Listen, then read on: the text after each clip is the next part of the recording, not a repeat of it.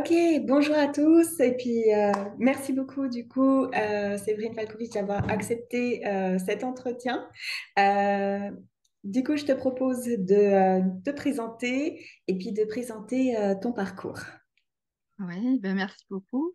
Alors donc moi, je suis psychologue et maître de conférences en psychologie sociale. Donc en fait, j'ai fait ma thèse sur Aix-en-Provence avec Robert Vincent Joule, que vous connaissez peut-être, enfin qui a écrit le petit traité de manipulation à l'usage des Mhm, honnêtes gens. Donc j'ai développé mes recherches autour de l'influence sociale, de la manipulation, de la communication engageante. En fait, l'idée est de savoir de quelle manière on peut rendre efficaces nos communications. Bah, ça va tenir au fait d'accompagner nos messages d'actes préparatoires, donc les ancrer dans l'action. J'ai fait ma thèse aussi au départ du coup sur la dissonance cognitive. J'ai pris beaucoup de plaisir à, comment dire, à multiplier les champs de recherche parce que j'étais mhm. avec une personne sur Paris qui s'appelle David Védis et on faisait vraiment ce qu'on faisait par passion. Donc en fait, souvent il pouvait arriver qu'on ait des questions de recherche et qu'on essaie de mettre en œuvre des expérimentations pour aller voir un peu ce qui se passait. Par exemple, je me suis aussi penchée sur le champ théorique du toucher. Je me suis aussi intéressée à l'esprit critique. Alors au départ, c'était totalement par hasard. Je me suis intéressée à un moment donné au HPI. En fait, dans le cadre de ma formation, certes, je savais ce que c'était que le QI, etc., mais je ne m'étais pas du tout spécialisée sur le sujet. Donc j'ai commencé par lire les seules ressources disponibles. Et à l'époque, c'était trop intelligent pour être heureux de Oui. Hensio. Donc j'ai lu ça, je Mhm, fais d'accord, bon, d'accord. Et puis à un moment donné, je me dis non, non, non, mais d'accord, où sont les sources? Sur quoi elles s'appuient? mhm, Il n'y avait pas de source. Donc du coup, j'ai cherché sur le net et j'ai fini par trouver, en fait, par tomber sur Franck Ramu, mhm, avec lequel j'ai échangé sur son blog. Et lui, il m'a dit, en fait, où ils en étaient de leurs travaux, parce qu'en fait, ils suivaient une cohorte, et à l'époque, la cohorte était en troisième. Donc voilà, l'idée, ils suivaient des enfants donc, mhm, et pour voir un peu quelle était leur évolution. Et c'est grâce à lui, en fait, que j'ai pu prendre connaissance de tout ce qui relève en fait de l'esprit critique, et puis de ceux qu'on appelle les zététiciens, qui sont des vulgarisateurs dans le champ de la pensée critique. mhm, Voilà. Donc en fait, ça m'est apparu si important parce qu'en fait, nous ne sommes pas formés à l'esprit critique dans le cadre de nos formations en tant que psychologue, même que chercheur. Nous avons quelques éléments, mais en fait, ça ne suffit pas et ça ne couvre absolument pas l'étendue du champ. Déjà, j'ai commencé par me dire que c'était important moi-même que j'enseigne l'esprit critique à mes étudiants, mhm. parce que je leur apprenais, on va dire, à bien communiquer sur la forme, mais sur le fond, j'étais vraiment gênée par le fait qu'ils disent parfois n'importe quoi. Donc je me suis dit qu'il fallait que d'un point de vue épistémologique, on revoie les bases. Donc j'ai commencé à donner des cours dans ce champ-là. Mais après, je ne sais pas si tout le monde sait ce que c'est que l'esprit critique. Si tu veux, je peux peut-être... Eh ben alors oui, justement, j'allais te demander si tu pouvais nous donner quelques compléments d'information parce que c'est vrai que on a beaucoup parlé notamment avec ce qui s'est passé autour du Covid et la zététique aussi a pris un petit peu plus d'ampleur au niveau des réseaux sociaux, mais finalement, ça donne un peu le sentiment que les gens vont en parler, mais finalement, sans vraiment savoir ce qu'il y a derrière et quels sont les fondements. Donc, si tu peux nous en parler brièvement, ce serait apprécié. Ouais. Quand on parle d'esprit critique, la plupart des gens vont penser qu'ils en ont. Ils vont dire, ah oui, je sais ce que c'est, moi Mhm, j'ai de l'esprit critique, en associant le fait tout simplement de penser qu'on a de l'esprit critique avec le fait d'être capable de prendre de bonnes décisions. Le mhm, problème, c'est qu'ils ne savent pas quels sont les ressorts de l'esprit critique. Donc là, je peux mhm. en mentionner quelques-uns. Donc il y a par exemple ce que nous maîtrisons le plus souvent, nous déjà, les biais cognitifs. Mais il Oui. va y avoir d'autres éléments auxquels nous ne sommes pas formés, par exemple, ce qui relève de la rhétorique. Et là, c'est Mhm, plutôt la philosophie, donc avec tout ce qui mhm, relève de l'épistémologie, euh, qui va nous permettre de reconnaître des figures rhétoriques qui sont ce qu'on appelle fallacieuses. mhm, C'est-à-dire qu'on aura parfois des argumentations qui paraissent extrêmement logiques, mais qui pour autant vont nous amener à tirer de mauvaises conclusions. Le fait de connaître ces formes rhétoriques, ça permet de les repérer dans les discours et du coup de questionner la façon dont les argumentations sont construites et Mhm. de s'extraire en fait parfois donc des tentatives de manipulation lorsque les personnes sont mal intentionnées ou alors bah, de ce qu'on appelle des paralogismes quand les personnes sont bien intentionnées. Mais le problème c'est que dans les deux cas, on sera induit en erreur. Donc il y a D'accord. toute cette assise-là en fait on n'est pas formé. Et il y a encore bah, aussi du coup tout ce qui relève de nos déterminants sociaux, donc bah, par exemple qui va euh, faire appel à la psychologie sociale, psychologie cognitive, enfin et plein d'autres champs que la plupart des gens ne connaissent pas, ne maîtrisent pas, donc en fait voilà, qui va aussi les amener à ne pas bien juger des informations qu'on leur présente et à ne pas agir non plus correctement derrière. Mhm. Et en termes de personnalité, alors je trouve ça aussi très intéressant, il y a des traits de personnalité qui vont favoriser le développement d'esprit critique. Ça sera par exemple l'ouverture, Mhm. donc la curiosité, ce qu'on appelle l'humilité. Alors l'humilité, ça va être, elle peut se définir comme la capacité à remettre en question ce que l'on sait, Mhm. et le goût de la vérité. Mhm. Euh, c'est très important parce qu'il peut y avoir des gens qui sont très bien dans leur position, qui n'ont pas nécessairement envie de savoir ce qu'il en est. Et bon, donc voilà, donc on peut considérer que quand les gens veulent savoir, ça augmente la probabilité qu'ils se donnent les moyens de chercher, voire même peut-être de remettre en question les positions auxquelles ils tiennent, Mhm. et avec ce courage-là d'être capable de les abandonner s'ils découvrent qu'elles sont fausses. D'accord. Voilà, donc il y a ces éléments-là. Après, il y a aussi encore le besoin de cognition et Mhm. ce qu'on appelle un faible besoin de clôture. Donc D'accord. le fait d'être capable de différer euh, ces réponses plutôt que Mhm. de s'emparer tout de suite des premières possibilités d'explication possibles. D'accord. Et, Du coup, je voulais rebondir un petit peu sur ce que tu disais parce que voilà, là, on est dans notre interview dans le cadre bah, de notre action de la PTCCB pour le mois des femmes. Et justement, tu vois, ça fait écho à plein de choses là, ce que tu dis. Par exemple, on voit tourner souvent sur les réseaux sociaux chez certains influenceurs des études qu'ils vont mettre en avant en disant voilà mon propos, généralement des propos assez misogynes, pour dire voici mon propos et voici telle étude qui vient le confirmer. Donc à ce moment-là, tu vois, déjà, ce serait, voilà, quels seraient un petit peu les armes ou les outils qu'on pourrait avoir pour pouvoir justement bien lire l'étude et repérer si éventuellement elle dit vraiment ce que l'influenceur essaye de nous faire croire qu'elle dit. Et autre point, et eh bien pareil, toujours dans la quête un petit peu, bah, des fois de se découvrir soi-même. Certaines personnes vont aller vers certains groupes qui justement mettent en avant le fait qu'ils sont inclusifs ou qui veulent mettre en avant l'identité féminine et des choses comme ça. Et finalement, ça peut rapidement être des pièges qui se referment sur les personnes. Et donc, de même, j'ai envie de te poser la question, quels seraient les outils un petit peu dont tu pourrais nous parler brièvement pour aider les gens bah, déjà à se repérer dans certains textes scientifiques pour voir qu'ils disent bien ce qu'on leur fait dire, entre guillemets, et quel genre d'outils ils peuvent avoir aussi eux pour bah, se protéger lorsqu'ils sont dans une quête un peu de mieux se connaître, mais qu'ils peuvent malheureusement tomber sur des groupes qui ne sont pas, qui ne vont pas leur être positifs. Donc voilà, merci. Ça va être deux questions bien. Voilà. alors effectivement, alors tout d'abord en ce qui concerne les études, euh, bah, donc du coup je sais plus si je l'ai dit, mais moi j'ai écrit un bouquin dans le champ, donc Non, on n'en avait pas encore parlé. ouais, c'est une introduction en fait Parfait. sur l'esprit critique. Je sais pas si ouais, on le voit. Mhm. Ça s'appelle Au cœur de l'esprit critique, petit guide pour déjouer les manipulations. Mhm. Et ce que je fais également au sein de ce bouquin, c'est essayer de permettre aux gens de comprendre de quelle manière fonctionne la science. Mhm. Parce qu'en fait, si parfois les gens sont prêts à croire un peu n'importe quoi, c'est qu'ils ne sont pas capables de faire le tri entre les différentes sources d'informations. Et oui, quand on va te dire, bah, telle position est juste et je m'appuie sur telle étude. Alors qu'en fait, par exemple, des fois, ça sera un détournement de l'article. euh, Mhm. ce sera, bon. Donc, ce qu'il faut faire, c'est essayer d'être capable de différencier les différentes sources. Donc, et c'est l'un des outils que proposent ceux qui diffusent la pensée critique, hein, les zététiciens, par exemple, ça va être le fait d'être capable de hiérarchiser les sources d'information en termes de validité. Exemple, tu peux avoir plein de gens qui considèrent que celui qu'on appelle l'expert, c'est le plus haut niveau de preuve, sans savoir qu'au-dessus, il y a la publication scientifique, il y a le fait que Mhm.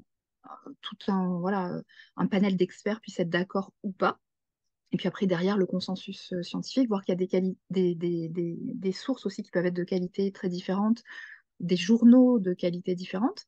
Alors, quand on est monsieur, madame, tout le monde, ça peut être compliqué Mhm. de savoir directement faire ce tri-là. Ce qu'on peut faire, c'est déjà, alors, c'est sur le sujet, essayer de connaître en fait les bonnes informations. Et pour ça, il faut peut-être faire un peu le tour du champ pour Mhm. augmenter son niveau de compétence. Et puis ensuite, donc, se former aux outils de la pensée critique, ça va peut-être permettre aussi de pouvoir hiérarchiser ses sources pour écarter, même on Mhm. peut faire un premier tri grossier, hein, aller chercher notamment l'information contradictoire en essayant de contourner le biais de confirmation d'hypothèse qui va nous amener à rechercher des informations qui vont dans le sens de ce qu'on pense déjà. Mhm. Et au final, quand les gens effectivement ne savent pas se positionner, l'idée c'est qu'ils sachent reconnaître les personnes, les entités auxquelles se fier, auxquelles accorder leur confiance. Donc D'accord. ça, on va dire que pour les gens. Après, je dirais qu'il y a aussi des enjeux dans le champ de la Mhm. psychologie. Moi, c'est quelque chose qui m'effraie beaucoup et aussi ça fait partie de mes luttes. Euh, Dans la mesure où en fait on n'a pas d'ordre on n'a pas Mhm. d'ordre, le fait de ne pas respecter le code de déontologie n'est pas sanctionné. Et en fait, on Mhm. a de très nombreux psys qui, après avoir été diplômés, s'inscrivent dans des comportements qui vont jusqu'à le fait d'ajouter à leur pratique de l'ésotérie. Oui. Donc, et c'est très problématique. Donc, moi, je pense que ce qu'il faut faire, déjà au niveau de la formation, il faudrait qu'on introduise dans la formation des psychologues elles-mêmes des cours d'esprit critique, si je puis dire, Mhm. en- au fait que non seulement les étudiants comprennent comment ça fonctionne, quels sont les enjeux, pourquoi, etc., quitte à déconstruire certaines fausses croyances, Mhm. et pas se contenter de leur transmettre des connaissances, essayer de leur permettre de vraiment s'approprier les raisons pour lesquelles ça a du sens. Parce que des fois, tu as des profs comme ça qui viennent et qui transmettent en disant, ben voilà, après, moi j'ai fait mon Oui. job, débrouillez-vous. Ouais. Moi, je pense que c'est important de vraiment les aider à s'approprier euh, tout ça. Voilà, que D'accord. ce soit en fait, intégré.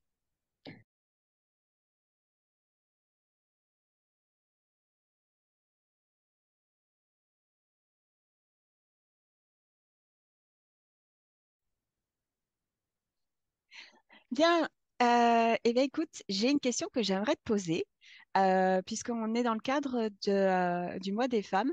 C'est, imaginons qu'on soit justement en quête un peu de se redécouvrir en tant que femme, de redécouvrir un petit peu aussi ses droits et notamment ses droits sur soi-même, sur sa vie, ainsi de suite, qu'on ait envie de s'engager dans dans une démarche un peu d'empowerment.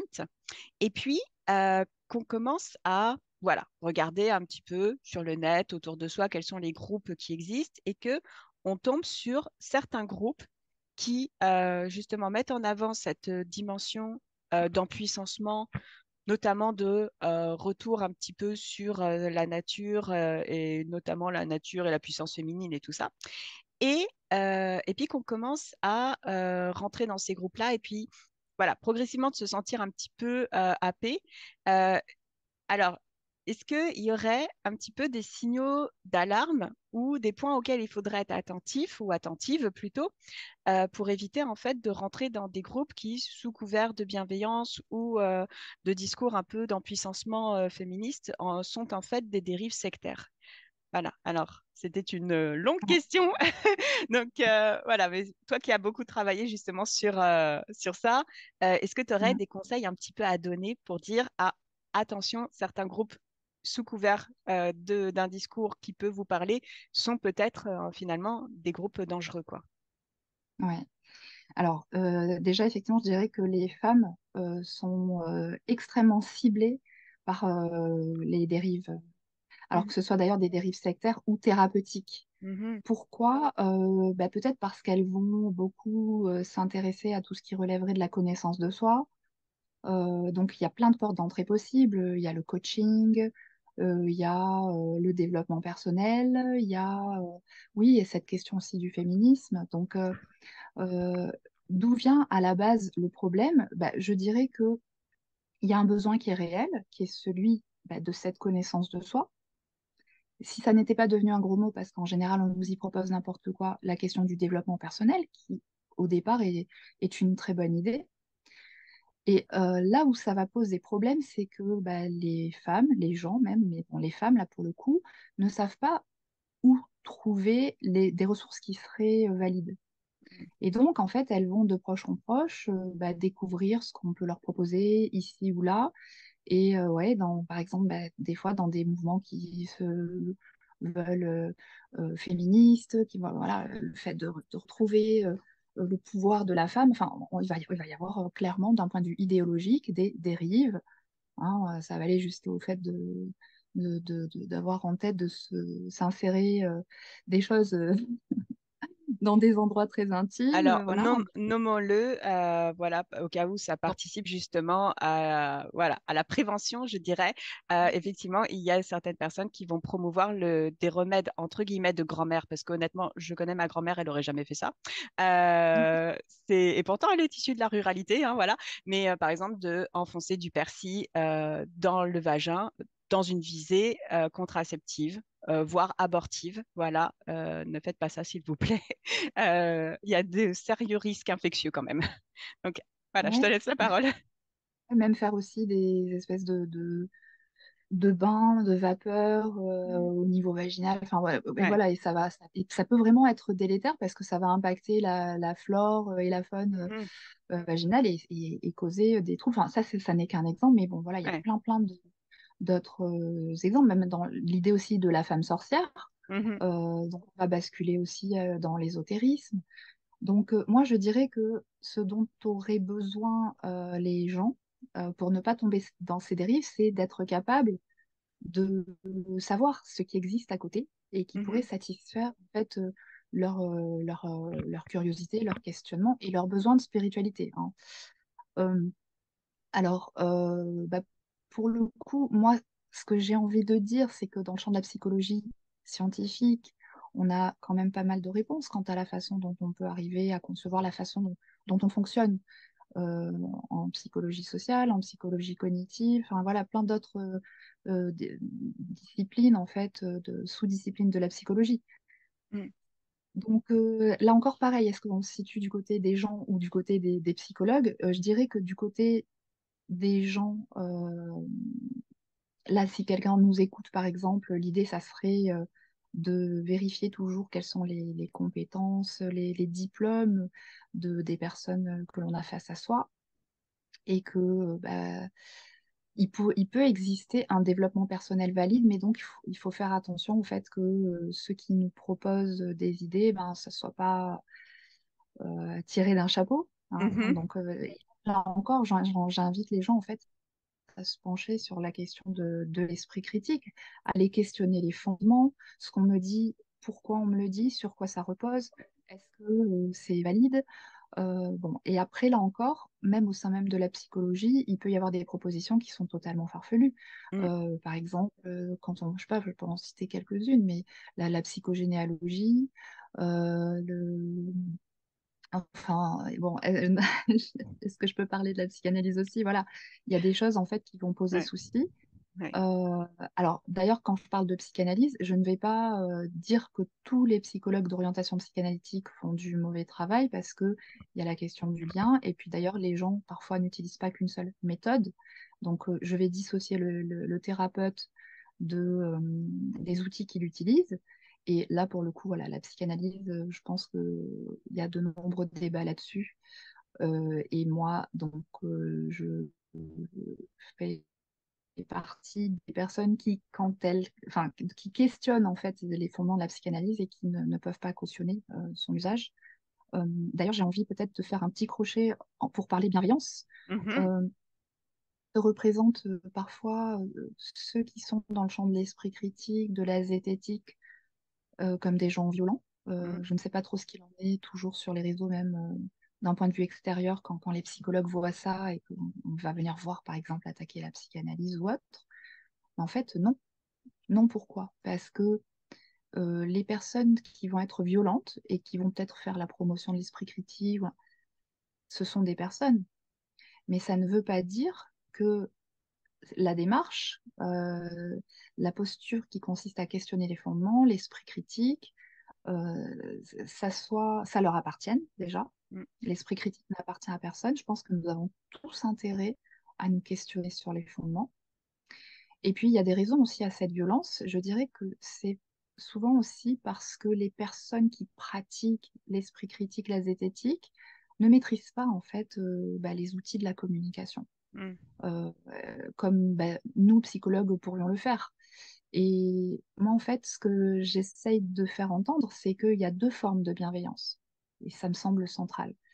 Il y a une bienveillance relationnelle qui consiste à prendre soin de son interlocuteur, Mhm. qui consiste en fait à l'entendre, même si on n'est pas d'accord, à accueillir ses propos, etc., en essayant d'ailleurs d'être dans le non-jugement. Donc voilà, développer une empathie. Quand on va exprimer aussi nos désaccords, rester respectueux, ne pas cibler la personne, éviter les attaques personnelles, les dévalorisations. Mhm. Après, il y a une autre forme de bienveillance qui est la bienveillance épistémique. Et cette bienveillance-là, elle va consister à essayer de faire entendre que on ne peut pas négocier sur le fond quand on a le sentiment de défendre les positions les meilleures. Alors bien sûr, l'idée c'est d'argumenter et puis d'être vraiment dans l'échange, hein, pas d'arriver en bloc en disant je détiens Mm. la vérité. Mais donc voilà, la démarche zététique, l'esprit critique, en fait, ce serait bien en fait qu'on la pratique je pense, dans cet esprit-là, pour qu'elle puisse être bénéfique à tout le monde sans menacer les identités, les personnes. On se recentre en fait sur le fond, euh, en rendant plus saillant ce qu'on appelle les enjeux épistémiques, Mhm. en mettant de côté les enjeux identitaires, qu'on ne soit plus dans des affrontements, qu'on se dise, bon, bah alors, voilà, comment faire, que peut-on faire pour faire au mieux? Ouais. Et voilà, donc, et en ce qui concerne les femmes, Mhm. euh, de la même façon, dans le féminisme, il peut y avoir des dérives du type, voilà, cette opposition par rapport aux hommes. Donc, en fait, l'une des raisons pour lesquelles on va tomber des fois dans la dérive, c'est que là encore, va y avoir peut-être une saillance des enjeux Mm. identitaires. Ça va peut-être nourrir un besoin d'exister. On se sent. Voilà, c'est bien par définition l'empowerment. Mais ouais, ça peut être problématique.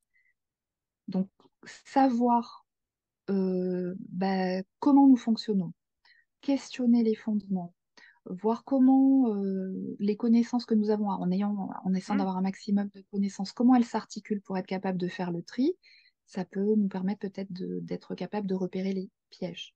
Mm. Et après, si je reviens du côté des psychologues, moi, ce que je dirais, c'est que au vu justement de l'offre énorme, parce qu'il y a tellement d'argent derrière, qu'il y a du côté de ces mouvements-là, de comment dire, ouais, du coaching, on a intérêt, nous, à faillir en se disant, bah, tiens, moi aussi, je vais séduire mes patients, je vais leur offrir, allez, peut-être que ce sont des choses un peu perchées, mais c'est ça dont ils ont envie.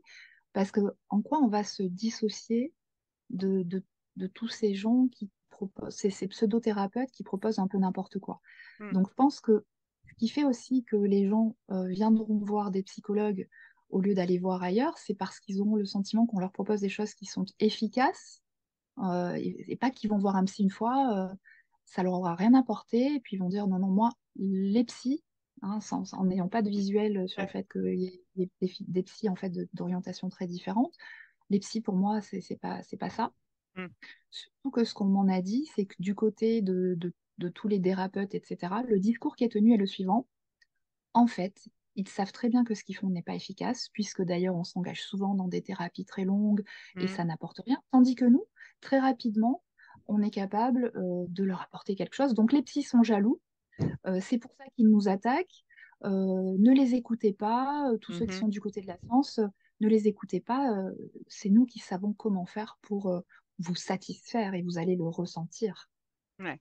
Et ce qu'il y a, c'est qu'effectivement, la satisfaction qu'on ressent n'est pas en relation toujours avec le bénéfice réel que Mm. l'on retire d'échanges, d'interactions avec que ce soit un thérapeute ou autre. Mm. Hein.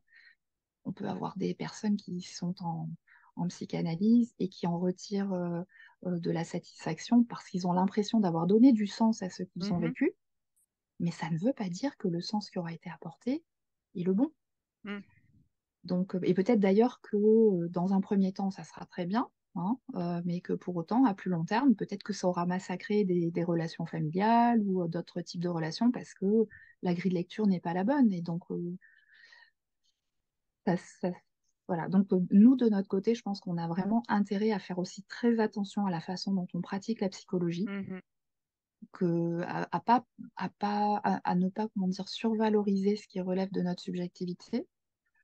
Il y a plein de mythes, hein, aussi, comme le mythe, par exemple, même de l'inconscient. Mhm. Penser que forcément, il va y avoir des troubles cachés qu'on va partir chercher. Là, faire attention, par exemple, du coup, à l'induction de faux souvenirs induits. Euh, donc, ouais, très, très rigoureux par rapport à ça. Mhm. Mais super. Et tu vois, là, ce qu'on échange, ça m'évoque pas mal de choses. Alors, effectivement, pour revenir un petit peu en arrière par rapport à bah, certains propos qui peuvent être, voilà, qui peuvent être problématiques par rapport à la psychanalyse, tu vois. Bon, moi, j'ai pas mal étudié justement Freud et tout ça dans ma formation universitaire parce que ça reste bah, un peu une dominante, je dirais, dans les universités françaises. Et effectivement, j'ai de très bons souvenirs, enfin des souvenirs assez construits, hein, pas bons forcément, mais ils sont bien ancrés en moi, des premiers textes de Freud où effectivement, lui, ce qu'il mettait en avant, c'était qu'il avait rencontré les personnes une fois, deux fois, il avait Eh oui, retrouvé le traumatisme originel et tout allait pour le mieux. Le boiteux remarchait, la personne qui avait plus accès à certains sens eh ben, les retrouvait et ainsi de suite. Donc les premiers textes de Freud sont beaucoup là-dessus. Et je me demande dans quelle mesure justement ce mythe-là un peu originel ne s'est pas finalement bah, transmis. Aussi bien auprès bah, des étudiants qui continuent d'apprendre ça, qu'auprès du coup du grand public. De même, tu vois, quand tu disais, il faut faire attention aussi sur bah, les effets un peu de surgénéralisation. Alors, effectivement, il y a des tas de courants dans la psychanalyse. Tout le monde n'est pas un psychanalyste freudien. Et là, pour le coup, en Amérique du Nord, on a aussi des mouvements, les mouvements des néo-freudiens et le courant de la psychodynamie qui s'inspire de la psychanalyse sans en être stricto sensus, qui est beaucoup plus dans l'idée justement de trouver un peu bah, justement de revenir sur des méthodes un peu scientifiques et qui du coup bah, se distingue de comment on voit la psychodynamie en France. Et de même, tu vois, il y a eu aussi des dérives à partir de Jung, pardon, je vais le prononcer à l'allemande comme il faut et pas l'américaine parce que c'est pas du tout le même gars. Donc Carl Gustav Jung, qui était voilà, qui était un peu le poulain de Freud et qui finalement est parti complètement sur un versant ésotérique avec justement la pensée d'un inconscient collectif, voire sur ces dernières années à essayer de dialoguer à travers les rêves et d'autres pratiques avec les morts et avec bah, du coup les esprits et tout ça, et qui a donné aussi des tas de courants New Age voilà, qui gardent en fait cet héritage-là tout en étant complètement différent de ce que serait une pratique psychanalytique jungienne de base, quoi, j'ai envie de dire. Un autre point, tu vois, que j'ai envie de soulever un petit peu avec j'allais toi. dire, Attends, juste excuse-moi, tu voulais dire un truc. Excuse-moi. oui, c'était un petit commentaire par rapport à ça, c'est que en fait, déjà la psychodynamie, ce qu'elle a fait, c'est qu'elle a évacué aussi tout ce qui avait trait à la sexualité. Tout à Et, fait. et donc en fait, quand en France, les psychanalystes disent, regardez, quand on essaye d'évaluer les thérapies psychodynamiques, ça peut marcher, et qu'ils veulent en fait dire que du coup la psychanalyse fonctionne, en fait, bah non, Mm, ça n'est pas la même chose. mm, Donc mm, ça, c'est, il faut savoir que, enfin, du coup, quand tu regardes ce qu'il y a dans la psychanalyse autour de la sexualité, c'est quand sont quand même il y a une assise majeure. mm, mm. Donc hein, la question de pulsion, etc. Donc voilà, il y a ce premier point. Et puis l'autre, j'ai oublié, mais peut-être que je refais certaines choses. D'accord, t'inquiète pas. Oui, Mais, alors Ouais, après, tu vois, pareil, puisqu'on parlait de féminisme et de psychanalyse, ça c'est un truc. Alors ça c'est un point que j'avais développé dans mon livre justement sur Histoire insolite de la psychiatrie, c'est-à-dire que quand j'avais parlé dans mon chapitre sur Antoinette Fouque, en fait, qui avait développé une espèce de voilà, le féminisme essentialiste qui reposait beaucoup sur des postulats psychanalytiques et elle avait réussi en fait à le faire passer comme étant justement la version dominante du féminisme en France, alors que pas du tout. Et du coup, ce qui fait que pendant des années aux États-Unis notamment, on appelait ça du French féminisme, alors que c'était juste sa mouvance à elle, mais c'était une très bonne communicante. Voilà. Ouais, ouais, ouais. Un petit point que si Mais tu voulais dire un aussi, truc, vas-y, dis-moi. oui, c'était que ce que tu disais quand le fait que les étudiants soient très marqués Mm, par la façon dont Freud fonctionnait de façon, on va dire, originelle. mm, Euh, ouais, il y a cette question de donner du sens. mm, Et on a beau être étudiant en psychologie, en fait, on est exposé à la méthode expérimentale, mm, mais après, les gens font leur choix. C'est-à-dire que bah, s'ils se disent oh moi les maths, moi je suis pas venue pour ça, moi je suis venue pour savoir comment fonctionnait l'individu et qu'ils ne se rendent pas compte du fait que les statistiques nous permettent de quand même voir émerger des choses qui sont généralisables, reproductibles. mm, Alors ça ne veut pas dire qu'il n'y a que ça non plus, parce que par l'expérience on arrive aussi à acquérir certains savoirs, mais il faut vraiment faire très attention à notre subjectivité, à ce goût qu'on pourrait avoir voilà, qui nous amènerait à nous dire qu'on peut se dispenser de la méthode, mm, parce que ce n'est pas le cas. Je pourrais même peut-être faire un crochet pour dire ce que j'ai vécu face à Caroline Goldman, euh, en fait, qui énonçait le fait que les enfants en manque de limites avaient des étiquettes qui grattaient. Et moi, mhm. je vois ça. C'était dans un poste et je fais, hein, quoi? Ouais. Donc, j'ai dit, ok, j'ai juste posé la question, je dis, mais comment est-ce qu'on peut se permettre de dire ça? Et en fait, la personne était en relation directe avec Caroline Goldman, donc elle la mentionne, c'est sur Instagram. Et donc, Caroline Goldman qui débarque, elle dit, oui, mais bien sûr, parce qu'en fait, je vous explique, hein, donc elle a voulu déverser un petit peu toutes ses connaissances. Moi, j'étais Mhm. ouverte, hein, je veux bien qu'elle me dise comment elle pouvait se permettre d'énoncer ça. Je voulais juste voir quelles étaient ses méthodes. Et donc, elle me dit, vous comprenez, l'intérieur, l'extérieur, la peau, c'est la limite entre les deux. Donc, plein de choses de ce genre. Je suis d'accord. Je dis, mais du coup, comment vous avez procédé? Est-ce que, par exemple, je sais pas moi, vous avez comptabilisé parmi vos patients le nombre d'enfants en manque de limite qui se plaignaient d'étiquettes qui grattent, en comparant ça avec les enfants qui n'étaient pas en manque de limite et qui se seraient plaints des mêmes choses? Et au final, sa réponse est ah non, non. Je dis d'accord. Je dis donc, est-ce que vous avez fait ça comment? Ben non, mais voilà, rien en fait. Ouais. Et je dis donc, du coup, est-ce qu'on peut considérer que mon interprétation, qui consiste à dire que les étiquettes qui grattent, c'est un fléau de l'humanité, est Mhm. tout aussi valable que votre proposition? Sa réponse est ah ben oui, D'accord. oui, ben non, en fait, ça me convient donc pas que vous énonciez ça comme ça. Donc la question de la méthode, faisons attention à ce que nous disons, parce que ce n'est pas parce que nous avons fait des études, un titre, etc., que nous sommes plus capables qu'avant nos études de voir des choses. Questionnons-nous quant aux inférences que nous faisons, etc., sur quoi nous nous permettons de penser, de dire tout ça. Il faut être très, très prudent. Il faut se méfier de soi-même, vraiment. Mm, Voilà, ça, juste mm. dire ça. Non, mais parfait. Mais du coup, tu vois, c'est un super exemple parce que ça montre des tas de biais finalement, tu vois, auxquels dans lesquels on peut tous tomber parce que les biais cognitifs, on en a tous, hein, et en soi, ils sont ni bons ni mauvais en eux-mêmes. C'est juste que on ne peut pas uniquement raisonner dessus et ce n'est pas parce que effectivement, bah, certains de nos biais, là tu parlais par exemple de l'inférence arbitraire, le fait de sauter à une conclusion en l'absence de preuves, mais il y a aussi tout ce qui va être biais d'infirmation ou les biais de confirmation. Souvent, ça va ensemble. Tout ce qui fait que justement, on ne va pas aller regarder ce qui pourrait aller à l'encontre de notre pensée et on va aller préférentiellement rechercher ce qui va plutôt aller dans son sens pour pouvoir la valider et ainsi de suite. Enfin, tout ça, c'est des choses qu'on peut tous avoir et qu'on a tous d'ailleurs. Et effectivement, c'est important de garder cet esprit critique sur notre propre pensée, de nous dire, OK, c'est pas parce que forcément ma pensée ou mon biais me fait dire certaines choses que c'est forcément vrai et qu'il faut que je le suive aveuglément et que je calque mon comportement ou mes interactions à partir de cela, quoi. Ouais.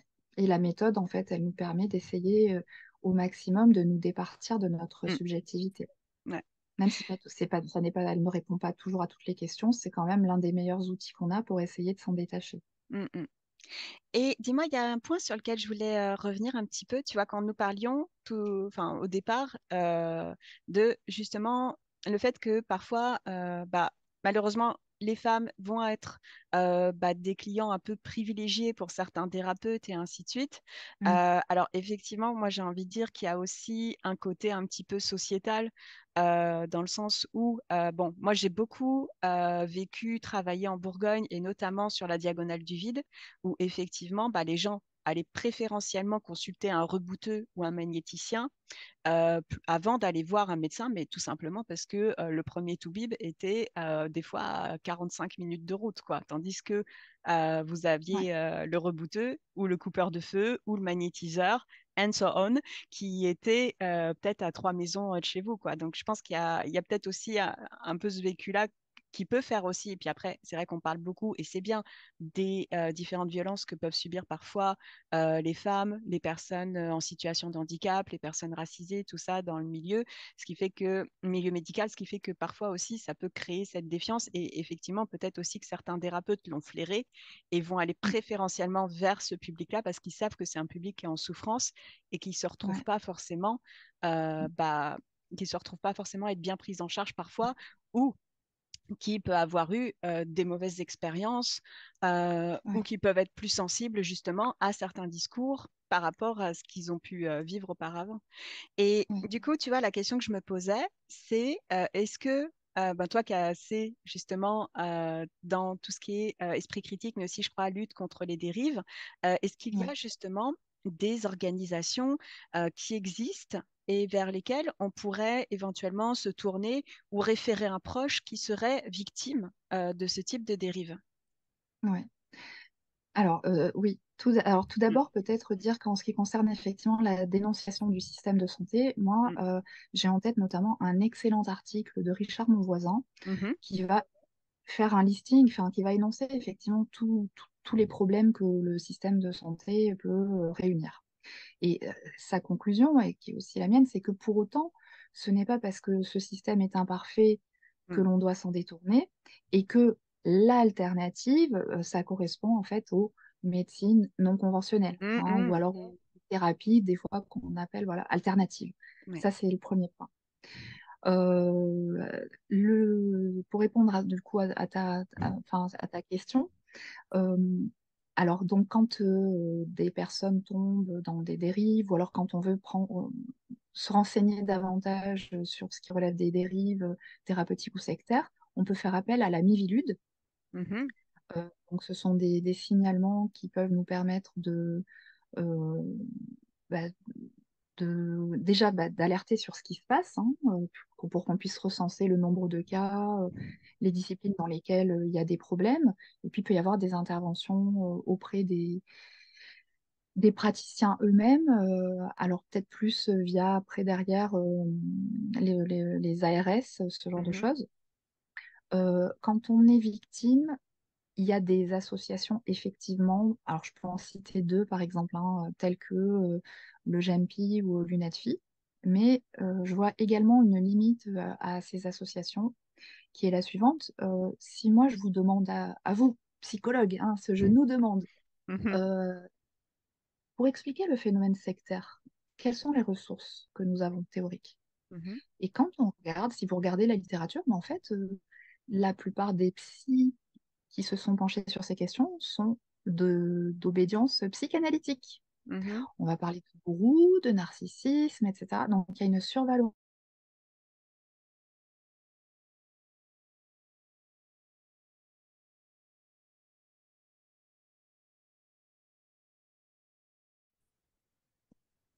Bon, nous revoici après avoir subi une petite coupure technique. Ouais. Ouais.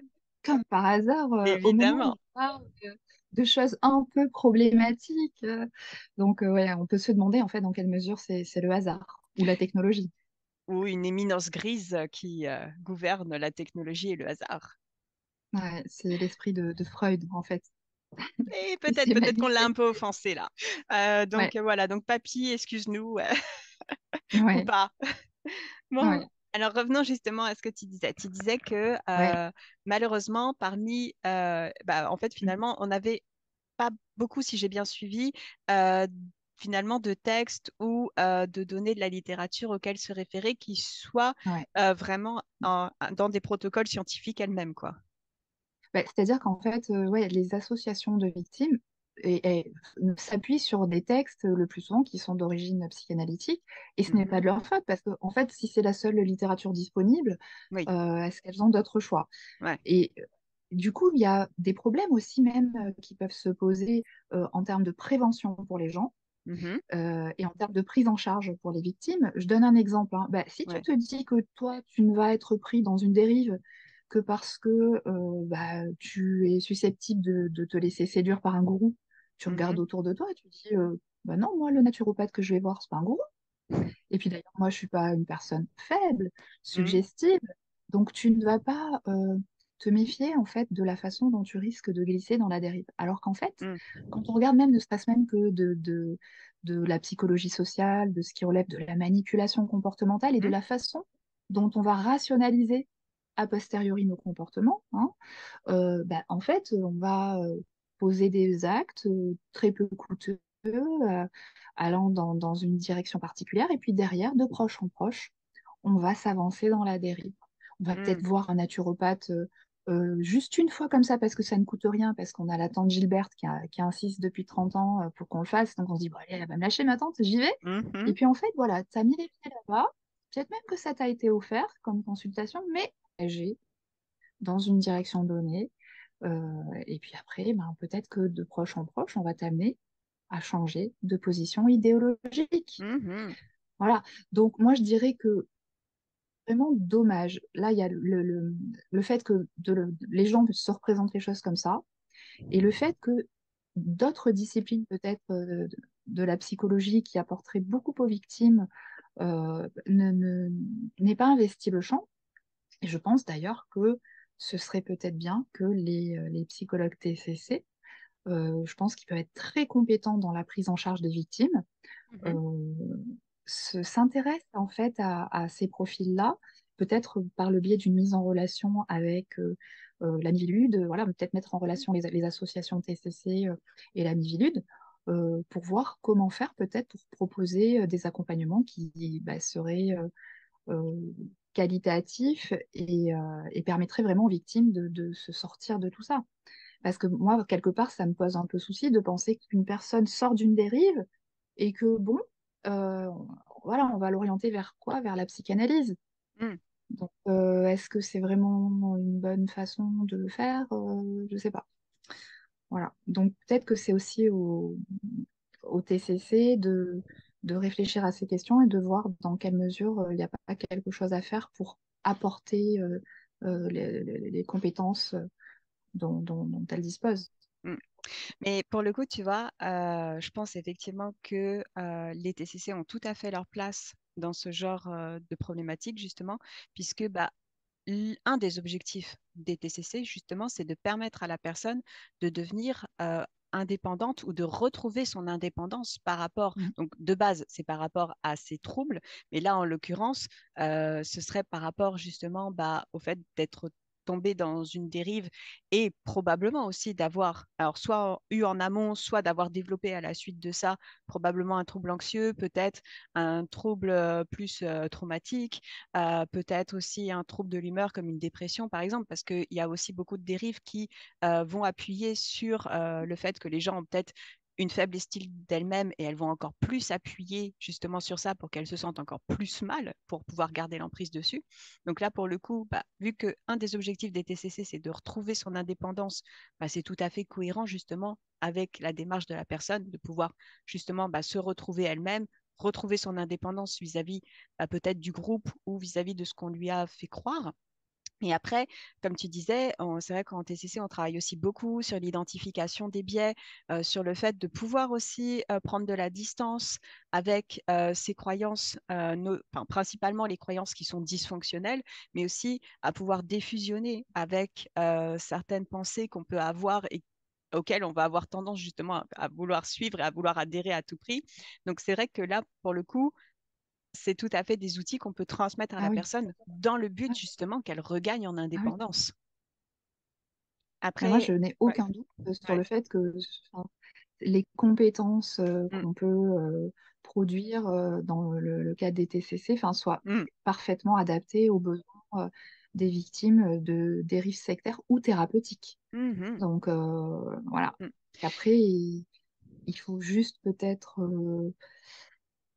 le savoir et puis le proposer. Et puis là, effectivement, je parlais de cette mise en relation, mais je pense elle a du sens, hein, parce mm, que alors, la Miviludes, par exemple, elle offre aux associations des fois des appels à projets, mais ça pourrait être des fois par an ou 1 million d'euros. Enfin, alors peut-être que faut voir. euh, je vais pas rentrer dans les détails en disant voilà, je suis très précis, je fais peut-être quelques erreurs, etc. Mais ouais, il pourrait y avoir, par exemple, un fonds mis à mhm, disposition des victimes qui n'ont pas les moyens de se payer, pardon, un psychologue. Et puis voilà, d'autres victimes aussi qui sont simplement directement adressées parce qu'on sait que la ressource, elle existe et qu'il y a des mhm, psychologues qui sont prêts à accueillir ce type de profil. mhm. Donc, ça, ouais. Donc voilà, donc là, l'appel est lancé si jamais parmi les personnes qui suivent Moi, je du sais coup que notre vidéo, s'il y en a qui sont oui, intéressés. Du coup, oui, si justement, s'il y a des gens qui sont intéressés à la suite là de ce oui, qu'on parce vient que j'allais dire, d'échanger, qu'est-ce qu'ils vont je faire? connais peut-être quelques éléments, Mhm. quelques personnes. Alors attends, excuse-moi, je crois que nous avons Bah, toujours l'idéal, ça offensé le serait grand Dieu de la d'essayer déjà technologie. de mobiliser. Ouais, il y a un problème de raccord. Ouais, ouais, ouais, Ouais, non mais voilà, il je y a des suis trucs qui désolée. coincent au niveau de la transmission, je sais pas, j'ai l'impression qu'on est en décalé. Ouais, un petit peu, et du coup, on se coupe. Mais bon, voilà, ce sont les Ouais. aléas, je dirais. Donc oui, ce que je peux dire, c'est que Donc, je dis plus rien, je te laisse. alors je dirais que dans un premier temps, l'idée, ça serait peut-être d'essayer de. D'accord. Dans un premier temps, peut-être que l'idée, ça serait de voir comment peuvent se situer les associations TCC par rapport à ça. Et si elles étaient intéressées par le fait de s'engager dans une telle démarche, bah, pourquoi pas une mise en contact avec la Mivilude. Et puis moi, je connais quelques personnes aussi qui sont vraiment dans le milieu et qui veulent le faire évoluer pour faire du mieux, en s'appuyant bah, notamment sur les psychologues TCC. Et puis pourquoi pas, par exemple, répondre à un premier appel à projet. Et puis après, pour la question du détail, bah, ça, ce sont des choses à réfléchir ensemble, à construire.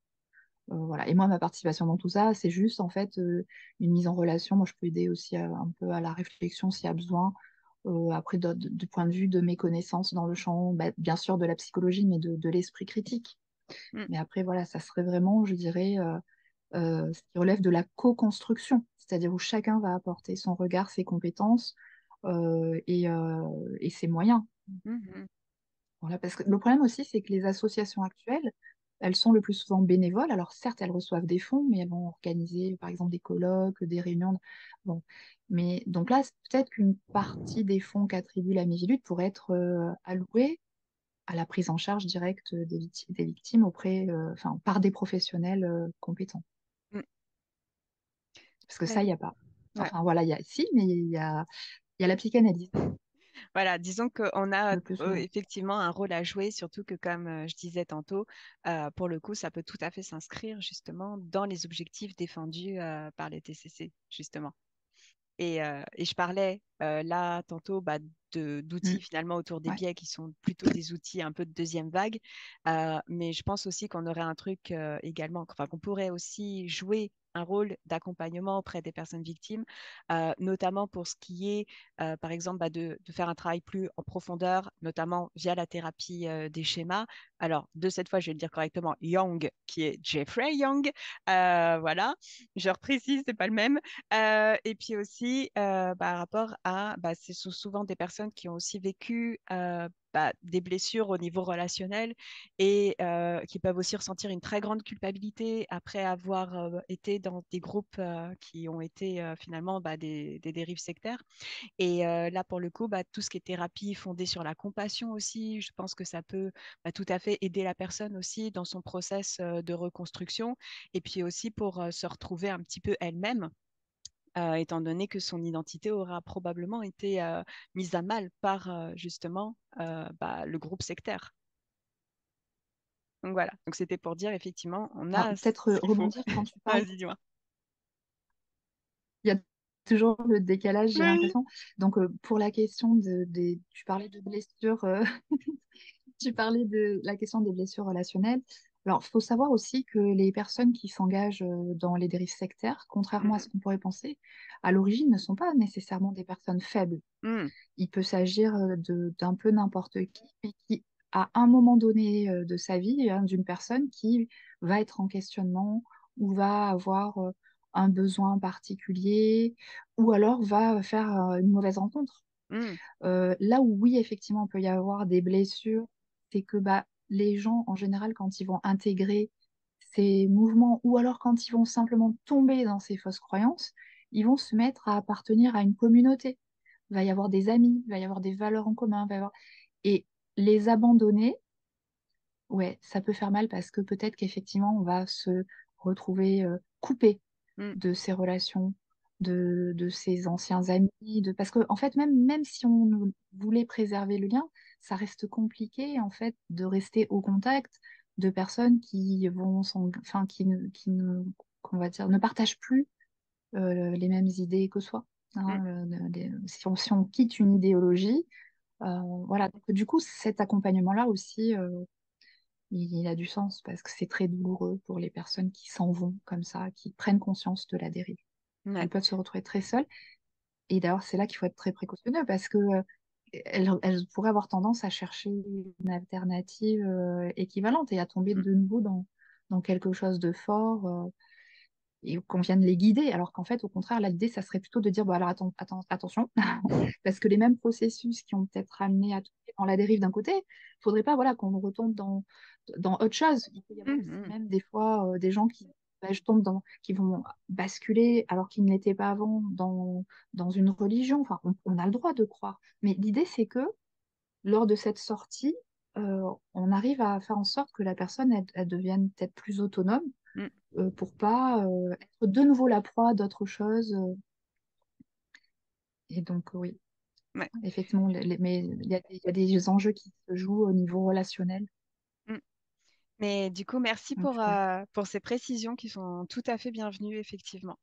Et alors, du coup, on va arriver sur la fin de notre entretien. Donc, merci encore voilà, pour tout ce que tu as pu nous apporter et ce qui était très riche. Et puis, désolé du coup pour les aléas techniques voilà, qui sont malheureusement hors de notre portée. Et justement, il faut qu'on apprenne aussi des fois voilà, à avoir un certain détachement avec ce genre de choses, mais c'est pas grave. Bien, écoute, je te laisse le mot de la fin. Dis-moi, voilà, s'il y avait un dernier message que tu aimerais transmettre ou quelques idées fortes que tu aimerais justement pouvoir, sur lesquelles tu aimerais pouvoir terminer, lesquelles seraient-elles? Euh, Bien, moi, je dirais donc voilà que je pense que nous gagnerions vraiment tous à nous former à l'esprit critique, Mhm. à la fois, enfin, que nous soyons patients ou professionnels, et d'ailleurs, quel que soit le champ professionnel, euh, pour nous protéger en amont de tout ce qui relève des fausses croyances, des dérives, etc. Et puis aussi parce quand on est professionnel, on a une responsabilité face aux personnes que l'on prend en charge. Donc, il ne faudrait pas, même en étant bien intentionné, causer du tort. Mhm. Hein, parce que ça, c'est aussi ce qu'on peut observer des fois, des gens très bien intentionnés, mais pour autant qui peuvent tout de même faire du mal. Mm. Et j'ai aussi envie de dire, des fois, quand on voit des gens qui sont dans de fausses croyances, on pourrait avoir tendance à se dire, bah, franchement, mais n'importe quoi, et puis à en rire, à dire, penser qu'ils sont minoritaires, ça. Moi, je pense qu'en fait, déjà, il ne faut pas les juger parce qu'en fait, il y a plein de raisons pour lesquelles ils vont croire ce qu'ils croient, même si elles sont mauvaises. Et donc, ce sont les premières victimes de leurs fausses croyances. Ça, c'est le premier point. Et le deuxième point, je dirais qu'il faut que nous soyons très, très prudents parce que le fait de les regarder comme ça, avec sourire aux lèvres, passivité, eh bien, moi, je dirais que du point de vue de l'influence sociale, qu'est-ce qui se passe? C'est qu'en fait, on est en train de leur laisser la place. Mm. Et qu'aujourd'hui, si on considère que la rationalité, c'est le point de vue majoritaire et qu'on pense qu'en fait, on va continuer à vivre dans une société de ce type, j'ai vraiment envie de dire, faisons attention parce que je, je ne pense pas que, en fait, si on ne défend pas les valeurs de rationalité, en tout cas, voilà, tout ce qui peut y avoir de plus valide, Mm. euh, eh ben, ça soit pas en péril dans les temps qui viennent, si ce n'est pas déjà trop tard. Mm. Hein. D'ailleurs, quand je parle de rationalité, moi, ça ne veut pas dire non plus que je considérerais que toutes les croyances sont délétères, parce qu'il peut y avoir, par exemple, des gens qui sont dans la religion, ça les nourrit positivement, ils vont faire le bien autour d'eux, etc. Donc la zététique, elle, ne, on va dire, ne s'attaque, entre guillemets, qu'aux fausses croyances délétères. Les Mhm. gens ont totalement le droit de croire. L'important, ce serait d'être capable nous-mêmes de savoir à quel moment on est dans la croyance et en disant, moi j'ai envie de croire à ça, et à quel moment on est dans la rationalité, la science, et du coup après Mm. de faire des choix qui seraient les plus raisonnables. Euh, et c'est et d'ailleurs, en ce sens, la zététique, l'esprit critique, ne va pas de facto rejeter tout ce qui ne relève pas de la rationalité.